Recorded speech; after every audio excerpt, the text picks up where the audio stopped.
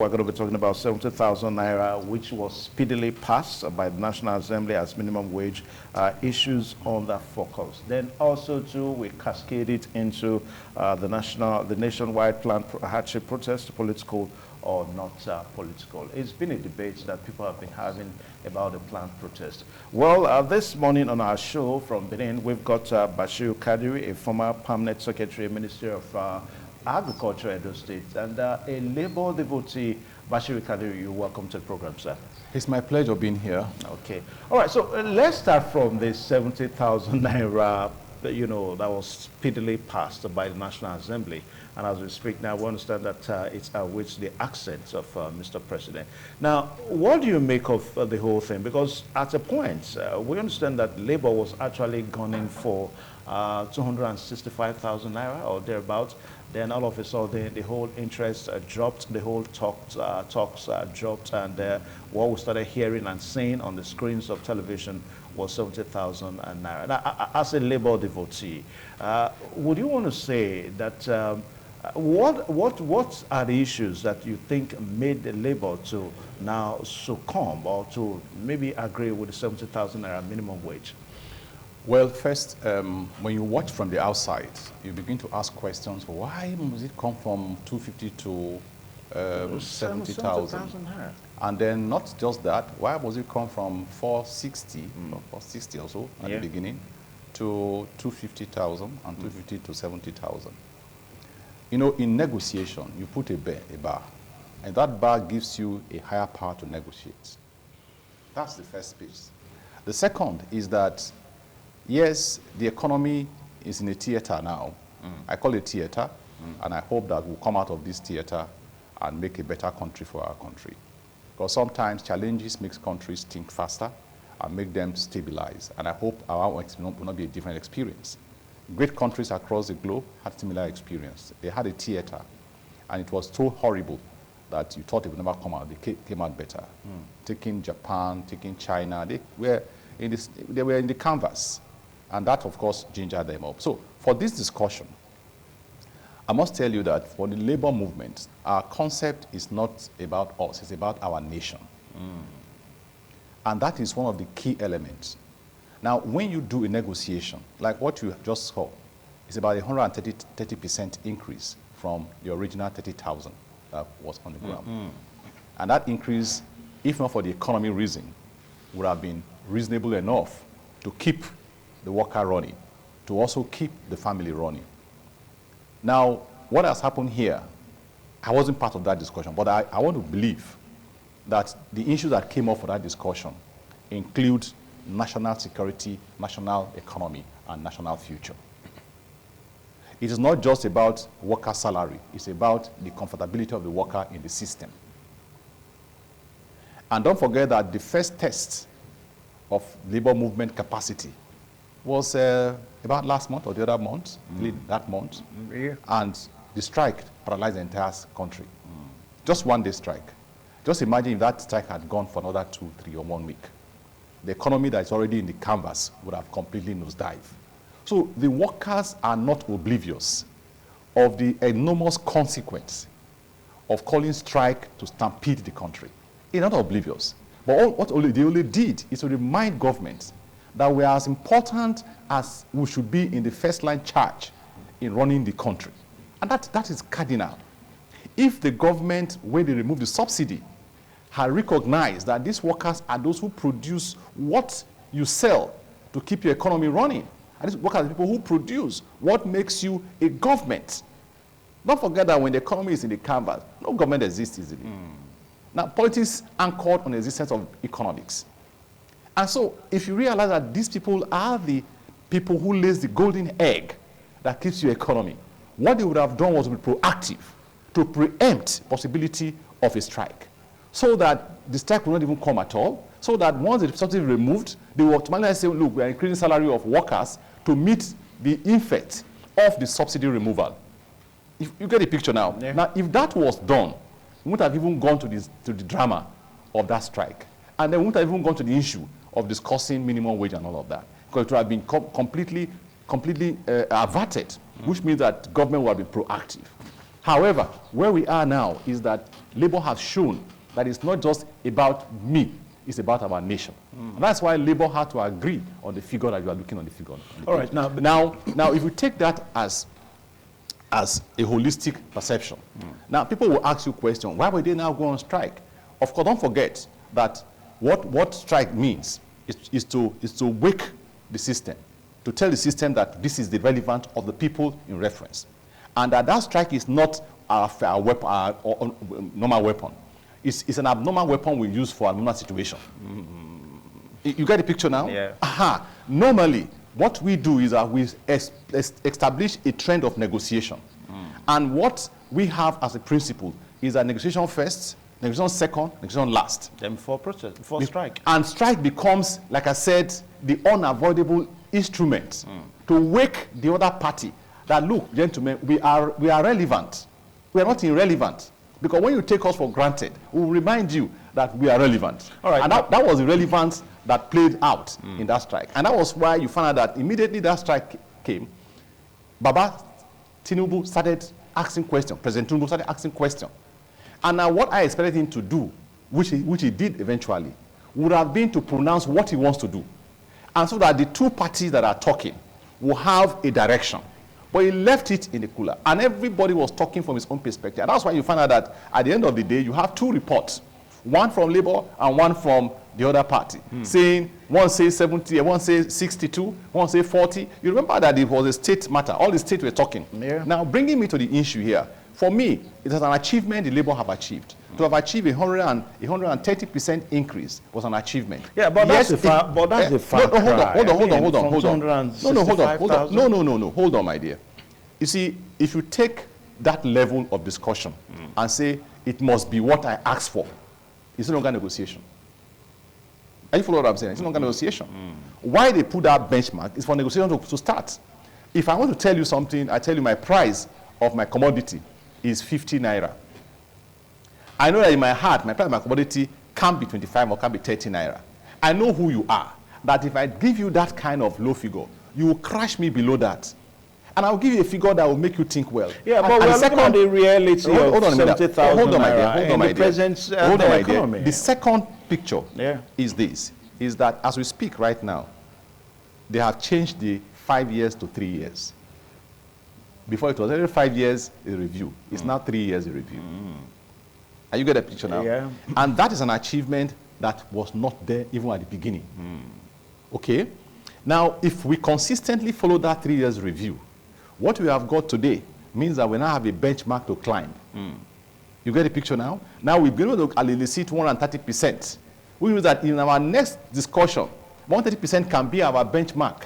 If you put that to this particular 70,000, you're already going somewhere. All right, so let me pause you. If we have Abuja can come in now because we're supposed to have, okay. All right, so we're preparing to have Abuja so that they can also come in. We're supposed to have this discussion together, Abuja and Benin. Now, comrade, as we continue here. Now, before we look at the 3 years, time to renegotiate, to increase the minimum wage and all that. Now, let's look at this speedy passage now. I mean, for members of the National Assembly to speedily pass 70,000 naira against what Labour, suggested, give to government, is that not suspicious? Now, whether we like it or not, what I tell people is that if whatever is in your hand, take it first. It's like your wife. You and your wife are discussing in the house. And your wife, with due regard to your sensibility. Yeah. Your wife, you give her money, say, take, go to the market. It's too small, you should throw it away. There's already a problem. First, that house will not have food to eat. Second, the entire place will be in dark. Children will be in crisis. They don't care what you are talking about. All they care is that there's food in the table. So the worker in reference now, you are talking about the worker in reference. Don't forget that the worker is the one that is pummel in this discussion. And if this thing goes longer, the worker also have a backlash. Don't forget this. If they say, okay, we are going to close the country down, which is what many people are expecting that they should do, okay, the worker himself will suffer even more because he's the one who has the bottom, who will be pummeled. That's because sometimes when some strikes are called, some people don't even want to go on strike. They want to pass the fence to the office. You'll be wondering what is happening with them. Are they sane? We are saying let's fight and all of that. So sometimes you should know where to draw the line and know where to begin negotiation. Now, coming back to the issue of the Parliament passing the bill at a speed, I'm not surprised.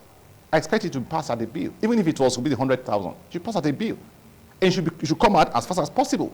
Because the National Assembly also know the consequence of if there's a delay in the passage. Because that again will bring a new face to the issue of suspicion. How come that the president says and it's not done? And by the way, the issue of minimum wage is an emergency matter. And for any reason, for anybody who thinks otherwise, I'm sure he should go back to bed and sleep because it's a bad dream.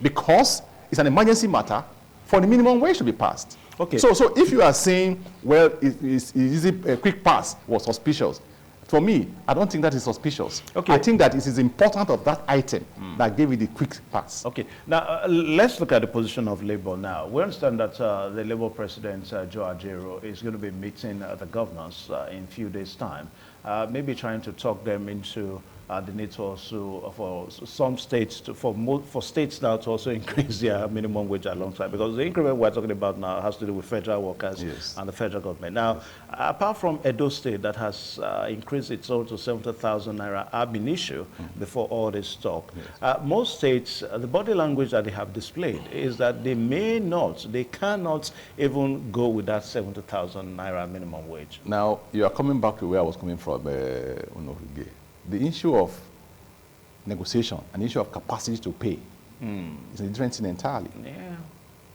Now, I will tell you this.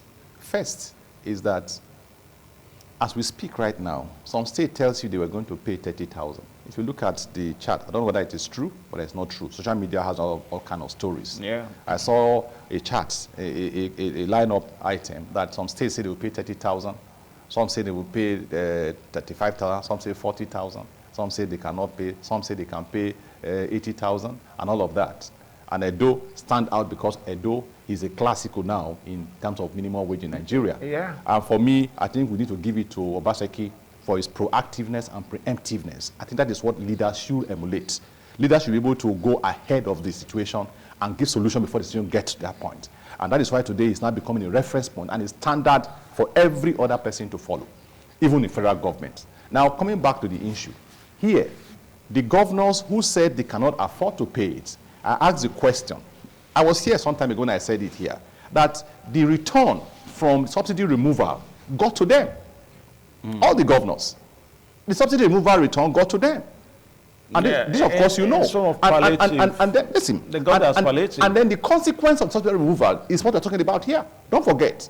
You see, when you talk about causes, you must look at, when you talk about consequences, look at the causes. The causation, which is the causal element here, is the subsidy removal. And then the consequence we are looking at, nobody's considering reconciling that with the cause. Yeah, but now I'm saying the gains. Comrade Kadiri, that consequence you are talking about now, we know that most state governments started using to ameliorate the hardship. No. That's, so for us to now want to go back to it now. You are saying that. Yeah. You are saying that. But the issue is this. What is the impact of that thing they are doing? In serious sense of the word, what is the impact? You mean the impact on yes. Now I tell you this: you buy a man a bag of rice this month, and then what happens to the next following months? How does he survive? You tell me you have given palliative. Yeah, it's like you're trying to question the impact of the free. I'm not quarreling with them. Okay, wait. Now, sorry, I'm not quarreling with them to say they are not supposed to give that. But I'm only saying, how long will that take? What is the reach of what they have done? Yeah, so long as because you are looking at the people who has a long trend of activities to run. And the issues of this oil subsidy removal had a consequential effect in all activities in the country. Of course, this you know, of course. Even you suffers the fate. Yeah. Everything has skyrocketed. And I expected that what would have happened was that the governors who were given such leverages and with the return that has increased from 700 and something billion monthly, the allocation now, the country now get about 1.something trillion monthly. And I expect that would have influenced their own consideration of what brings this money. We're still talking within an economy that has, gone from, I don't want to use from bad to worse. No, can I tell you now? So, we are talking about the economy. Yeah. That's what I'm saying here. I will get to the issue of the economy. Because for me, it's not just about minimum wage that is so that it doesn't sound as if the states has their own economy. I will go there, sir. Yeah. Now, I will go there. For every state, where did Obaseki get his money to pay 70,000? Did you ask the question? Is Obaseki, is Edo State the highest earner in Nigeria? Yeah, but some people have said that the civil servants in Edo State has not as much as what you have in No! You see, these are all begging the question. These are fallacy of begging the question. It's fallacy. Because the issue is this, it's not the highest earner of Nigerian income or money. There are states above Edo State. In the oil-producing state, Edo is about the bottom. From the 9, it's about the 9th or thereabout. What happened to the other states that are on top? That's the question. In Lagos State, what are they paying as minimum wage? That's the question. So let us not beg the question. Let us not keep it and look for a way of painting stories. The realities are very clear. Like somebody says, facts are sacred. Opinion is free. The fact is that the state governors got something to their account. And that thing that they got, they knew that thing came from subsidy removal. They also knew that the consequence of subsidy removal impact negatively on their workers. And that they also know that their workers are also the value chain that introduced the entire money to the states. That every worker in Edo State, for example, or in Nigeria, if he has anything dependent less, he can't have less than 10 dependents. Chain of dependents. If you multiply that by the number of civil servants in the system, that tells you how many people in reference. Their uncles, their nephews, their nieces, their children, their wives' relatives, everybody's waiting for you. You, for instance, you know that by the time salaries are coming, you get telephone calls from everywhere. Is it not true? Yeah. And who are those people? Which means that the salary you are earning is not just for you alone. I think the picture we've been painting is that it's as if the civil servants are the only people who are involved. Hey, are they alone? You forget that the value chain and even the macroeconomics is stimulated by the worker's salary. If workers are not paid today in 1 month, one as a market woman, how is his business? He will tell the market no day. Worker does not pay worker salary. It's not true. Yeah. So which other sector affect the market women when they complain than the workers? Ask me, and this is a question. So here we are. I'm just trying to establish the relevance of the working class in Nigeria, who should be given some level of preference and consideration. Now, so I'm saying, right, let me anchor it, sorry. Yeah. I'm saying that as we speak now, the governors should go back and re-examine themselves. What are their priorities? Some governors do not prioritize salaries of workers. They prioritize their own, some other issues. And they forget that the workers are those one who made their system work, that the contract they are issuing, that contractor gets his money. It's the worker that is in the line. Is it not true? Yeah. And then how do you explain that worker who is in the line, who makes your work easy? You say you abandon him, you give him a lower rating in your classification of those who benefit from the system. And then you tell me that you want to get a working system? How do you get a working system? Okay. A worker who signs off bill of about $1 billion, every day he sees money going out of his hand. You are telling him that he's not deserved to get a good pay. I mean, does it make sense? Okay. All right. So we are still expecting signals from Abuja. They are supposed to join us on this discussion this morning. So we're still expecting signals from Abuja. We still have Comrade Bashir. Yeah, Comrade. I use the word Comrade now. No, it's okay. All right, Comrade Bashir Kadiri, former Permanent Secretary, Minister of Agriculture, Edo State, and a Labour devotee. Now, you said, by what the Constitution is now, that the negotiation now can be every 3 years. Yeah, so that's this is what 2024. Yes. So by 2027, 2028, the workers are supposed to go back. We expect to get a new minimum wage. Let us not be oblivious of what the workers go through before it is being attended to. I mean, this 70,000 naira we're talking about now, it has not even got to the accent of the president yet. But let us not forget what the workers went through before we got here. Now, so we're not looking at a situation whereby that, as if it is automatic, that by the next 3 years, automatically it will be approved of. Now, if it is possible for Obaseki to do automatic change, nothing is impossible. Obaseki was not pressured. There was no strike action against Obaseki. People didn't carry placard about Obaseki. The workers didn't go on the street. They didn't ask, they didn't went up. They were surprised to hear Obaseki announcing 70,000 naira minimum wage. So if a state like Edo can do that proactively, what is wrong with it? For me, What I'm saying here, for you to be a leader of a class, you must be ahead of the problem. You must preempt it. So that by the time the problem comes, we're already there. People will say, thank God this man has done it. When Edo State got 25,000 minimum wage, they would not carry placard. We didn't go on strike. When the thing became clear that 30,000 naira was the minimum wage, don't forget that 25,000 naira, at that time, national minimum was 18,000. Urushomola gave us 25,000. And then, of course, shortly after that time, we had the privilege of having 40,000 naira, 8,000 naira as national minimum wage. And then we went ahead and signed that. And at the close of that, before we called Jack, this governor also gave us 40,000 naira without carrying placard. And then we also had the privilege of this same governor announcing 70,000 naira, which kept every other state in check. And even the federal government became dazzled. Yeah, but some persons are also of the opinion. All those opinions are just personal shenanigans to cover up your own inadequacies. Why do you think that those state government that is not earning as much as you do is paying 70,000 naira, so you cannot pay 70,000 naira? It means that you are now looking for excuses. Everybody need an excuse. Everybody take excuse. Even criminals take excuse for stealing. And they will tell you that they steal because there's poverty, that there's hunger. They steal. The people you go and steal from, are they themselves not under hunger? So the point is this: let the governors come up. You see, this will bring me to the subject. I want to wait till there, but let me say it here. Yeah. Now, I think what has been the lacuna over time in implementing the minimum wage, well, the labor movement had not risen up to the attacks of holding governors responsible. Now, recently, Tinubu mentioned that he was going to give governors some leverage. I'm sure you read it. Yeah. They said, well, after this negotiation, he said, I'm going to sit up and see the governors. Which means that Tinubu wants to help the governors, the president wants to help the governors to meet this thing because they may have complained to him. Now, that take and other sector want to help them. That take explained to you that he also understands the importance of the workers in the country. So now, as we talk today, let the governors tell me that the minimum wage in reference, they cannot afford it with all of these discussions.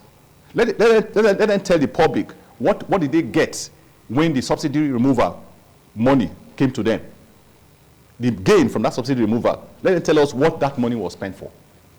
So the point I'm making is this, my brother, is that if any governor can deny, then I think what will happen is that Labour should package a program that will deal with all the governors that are prepared to be irresponsible.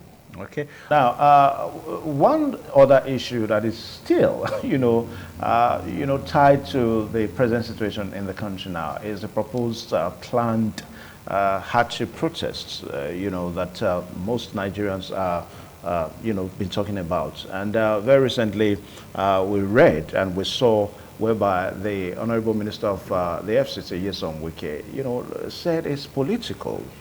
Now, some other persons have taken, to that no, it is not political. I mean, in as much as hunger is not political, hardship is not political, there's no way we can say the protest is political. Now, all these have emanated from the struggles that Nigerians, civil servants have been going through, the struggle for minimum wage, the struggle through hardship and all that.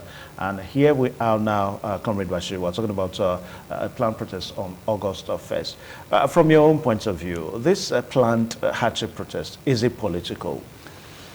That's a good question. You see, everybody finds reason to protect his own territory.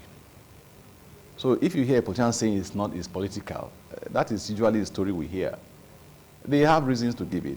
First, let me first of all say that the protest is not out of place. It's not out of place. In this country, I've done a lot of protests myself. I've been involved in protests for several across the country, from south to north, and even to the Capital Territory. I was in part of those protests. And I must tell you that protests are not negative concepts. They are just to hype, to re-establish, to echo the extent of problem in the society. And if within that context is taken, then it means that our government have somebody talking to them, and that they speak to them at that language. And I expect that the way it is now, government should be thinking, what is the demand of these people that want to go on protest? Okay. And that brings me to the issue of today. I said there should be proactiveness. Now that you heard this, what are you planning to do to remediate this position? Okay. What have you put in place to remediate it? Now, my only challenge with protests is that people should not allow it to be hijacked.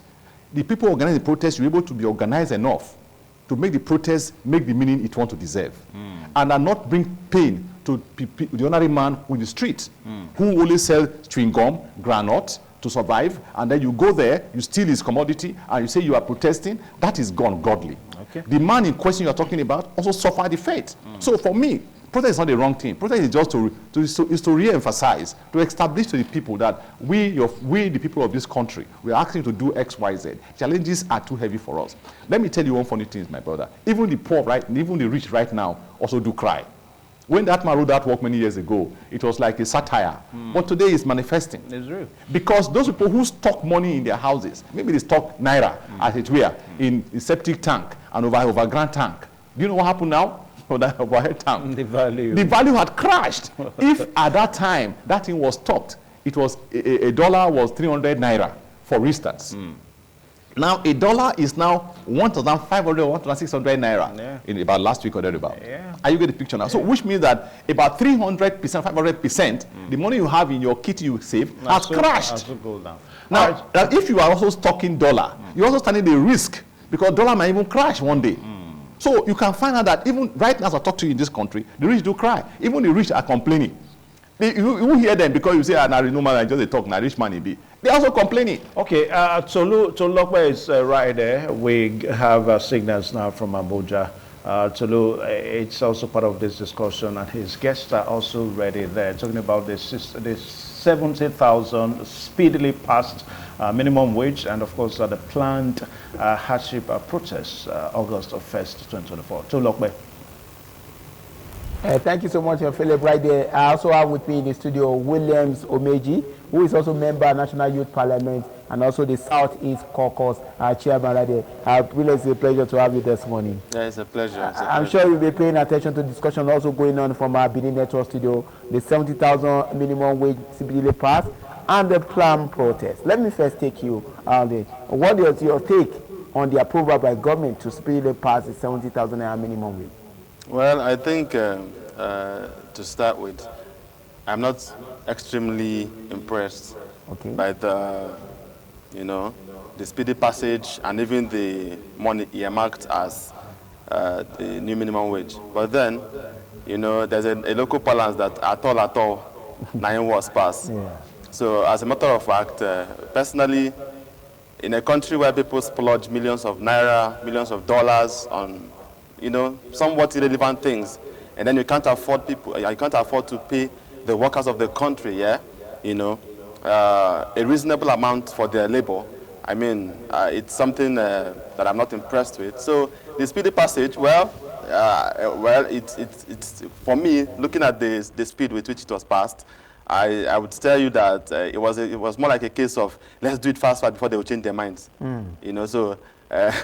That's my take on that. Okay. But what about the planned protest that a lot of people are talking about? We can remember the last time the NASS protest happened. It was hijacked by some group of it became something else. And some even report that lives were lost in the process. What's your take about the nationwide planned protest? Well, the nationwide planned protest, as far as I'm concerned here, is still an alleged protest. I've not received any. I don't know of any public document stating that such is going to happen. It's for me. I'm just hearing it. For me, it's just like a hearsay, and I can call it an alleged protest. But let us even assume that there was a protest in the first place. You ask yourself, why do people protest in the first place? Do you understand? Protest is a democratic behavior where people are dissatisfied with the status quo.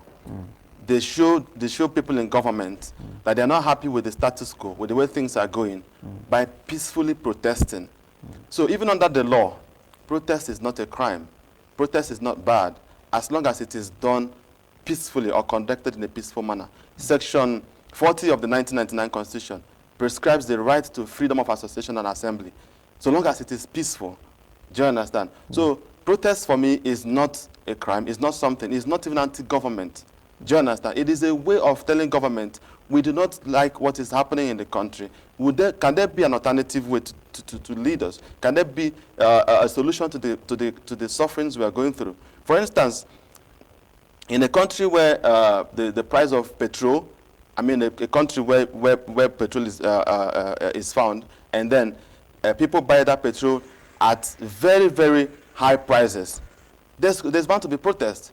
In a country where government struggles to even pay a reasonable wage to its workers, there's bound to be protests. And this protest is even, the alleged protest, as I'm hearing, is even on the cost of living. The cost of living in this country wants to kill the living. So when you have situations like this, people will protest. When people can't even feel secure in their own country, they will protest. You understand? So protest is an integral part of democracy. And if you go to other countries of the world, when citizens are dissatisfied with the way they are being governed, they will go on the streets, bearing placards, peacefully telling government, we do not like the status quo. Can there be a change? So rather than government even feel attacked or feel a certain way, I think what government should do is, you know, if there's a protest, government should listen. Watch the people, you know, go on the street and say exactly what they want to say, drive their points home. And what you should draw from that movement is a way to amend things. You should listen to what they want to say and then see how you can, you know, amend some certain things or address some of the concerns. This protest didn't even start today.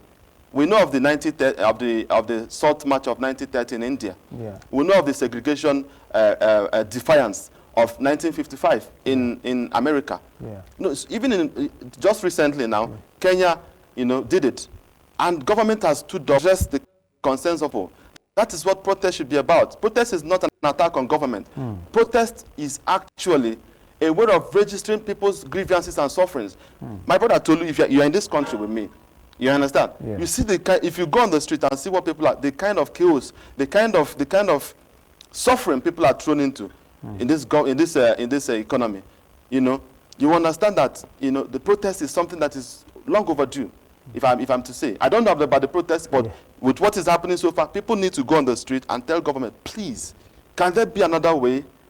Okay. Why we also try to link up via Zoom with Ita York and also the Prayer Solomon Bigbo, who is also a member of National Union. We also want to talk to to our guests also at the Benin Network studio right there. I will listen to what William Someji has to say concerning our protest right there. But is it possible? Let me take on the guests right there in Benin. Is it possible to have a protest that will not be hijacked by hoodlums? Because protest is the right of every citizen when you feel that things are not being done properly. But can we have a situation where a protest can be peaceful and they can be able to achieve it? Because we've seen cases in some Western world where government will also make provision of food available for protesters. Can we have that kind of scenario in Nigeria? Let me take you there from the Benin Network Studio. Yeah, let me thank you for putting this in the fore. Like I said earlier today when I was making my presentation, I did mention that protest is natural. It's something that reminds government of their role. This is classical. It has been tested, and that is what has driven several countries to come out of the woods. Now, the issue is this: the organizers of the protest should also be planning on how to avert being hijacked, because the functional drive of why they want to have that protest is clear in their heads. They understood what they want to achieve. They also know that the country requires this kind of protest to make a difference. So what they should do as their first line the design, why they are planning the protest, is how we're able to make sure that the protest is not hijacked by hoodlums and turn our protest to pain. Because we are now saying the protest is coming because people are in pain. We are in serious, terrible experience pain. Even the rich do cry. But the point is this, is that we cannot use the protest to now undermine the sensibility of the people who are also very impoverished. Because when protests are hijacked by hoodlums, what now happens is that those hoodlums take over the protest for their selfish interests. Now you blame the rich man for exploiting the poor. You as the person who say you want to come and now mediate, you now create more problem for the poor. And that is where the issue of hijack. So I am saying that for the planners, they can afford to manage their protests without allowing hijackers to carry the protest, or because some of the hoodlums are also waiting for what to do. So for me, it is possible. It should be part of the plan of the protesters. How do we manage our protest so it will not go into the hands of hoodlums, and then change the meaning of our protest. Instead of positivism, it becomes a negative concept, and the consequence becomes too much for the people who you want to protest in their favor. I think this is what is done. In all protest planning, you plan all the protests, including make sure that it's not hijacked. I've been in protests where it's not hijacked. We went ahead, we manned the protest, we walked from point to point in the state, and we got to the point where we delivered our message, and the message was taken, and nobody hijacked the protest. So I think that even the security agencies, the military men, themselves are also in this same quagmire. It's a quagmire, everybody is. Like I said, the rich men too would have also joined you in the protest if you watch carefully, because they too, whatever they have, it's no longer making sense. It's not crashing. So for me, it is possible. I will advise the protesters who are planning protest. Protest is natural. It's something you must do to heighten, to recall, to remind your leaders that something is wrong down. Because, like I tell people the other time, what you know up as a leader, I don't know it. But what I know down as a follower, you don't know it. So listen to me to tell you what is happening in down so that you can have a comfortable leadership to drive a country. Leadership is not about you alone driving the place. It's about me and you driving the country, because together we make our country strong. So for me, protest is fundamental. All kind of protest, please work on also how to avert being hijacked, so that what you are protesting for will be achieved for the benefit of every man in Nigeria. Okay. All right. So I think, Tolu, let me also ask your guest, a question from Benin here. Now, Nigerians are expecting and waiting for Mr. President to make his comments. We understand that the president has said that he's going to be addressing Nigerians, before the planned protest, really starts now. Now, for other Nigerians, there's no difference, in what Mr. President is going to say. That's the way they feel about it, because this is not the first time that perhaps that Mr. President is going to be addressing Nigerians concerning issues in the country. We also understand, too, that this protest now it has no leadership. I mean, it's more or less going to be like the NSAS protests, whereby it was spontaneous. Anywhere you were in the country, you joined in the protest. Now, the question is, what suggestions can we begin to give to Mr. President now that he should tell Nigerians if eventually he makes his broadcast, so that we can still have our nation, so that we won't destroy and won't take ourselves backward, even when the protest comes? Thank you very much. Thank you very much for that question. So for me, the acceptance to even make a speech is commendable, So just like you asked, what I would expect Mr. President to include in his speech or to address in his broadcast to the nation. The economy is ailing.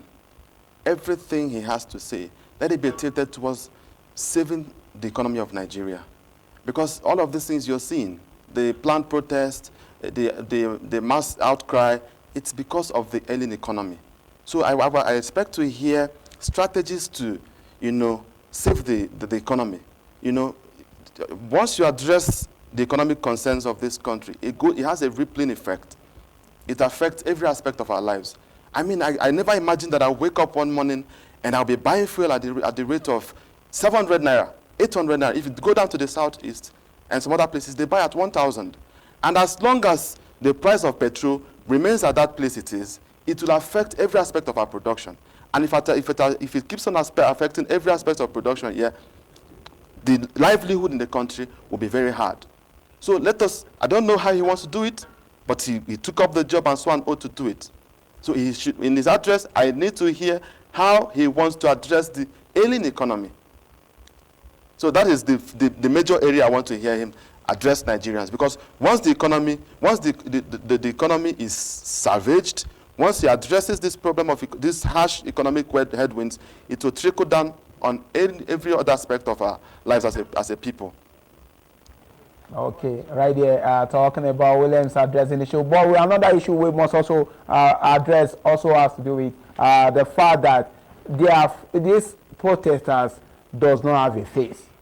We talked about this earlier on in the course of the program, the fact that when we had the protests of during 2009, during the time of Goodluck Jonathan, there were leaders like Bola Tinubu, Wole Soyinka, and a couple of others leading the protest.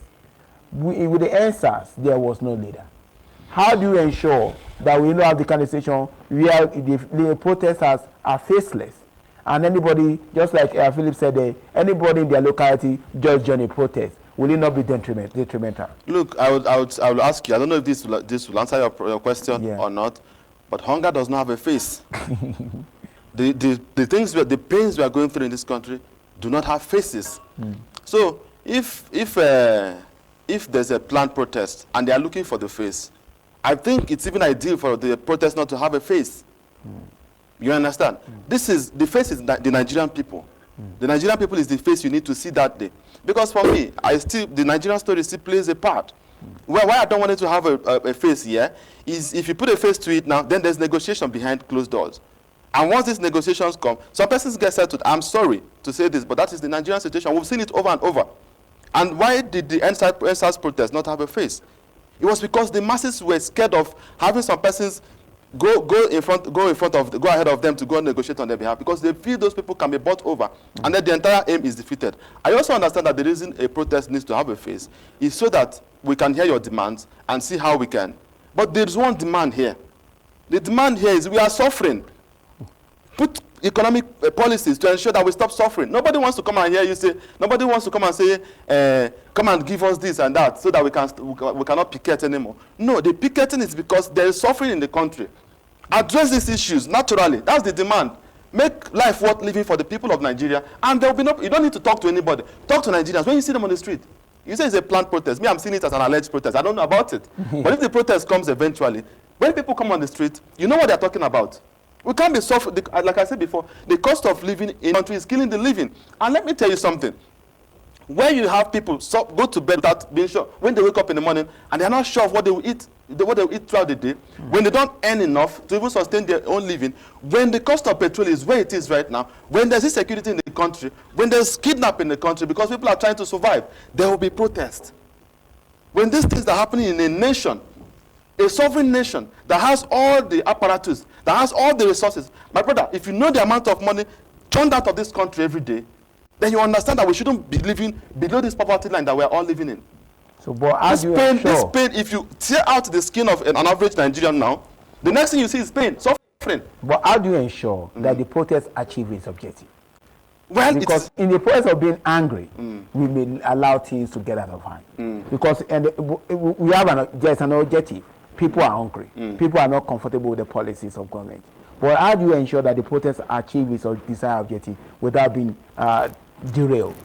Well, should we even wait, to be very honest with you, should we even wait to protest before government does what is sworn oath to do? This is just like the last resort of the people.